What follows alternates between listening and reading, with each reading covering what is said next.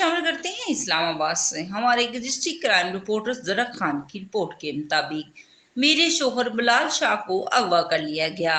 ٹک talker Hareem Shah نے دعویٰ کیا ہے کہ میرے شوہر بلال شاہ کو کراچی سے اغوا کر لیا گیا ہے۔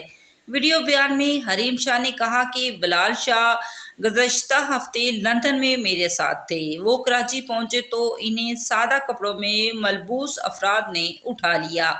ٹک ٹاکر نے مزید کہا کہ اغوا کی عینی شاہدی کے مطابق کچھ افراد ڈھالے میں آئے تھے اور میرے شوہر کو اٹھا کر لے گئے ہیں۔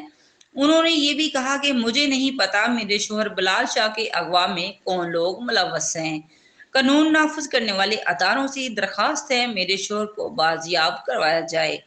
حریم شاہ کا کہنا تھا کہ میرے شوہر کا کسی قسم کی سیاست سے کوئی تعلق نہیں۔ شوہر کی بازیابی کے لیے کورٹ میں پٹیشن بھی جمع کروا دی ہے۔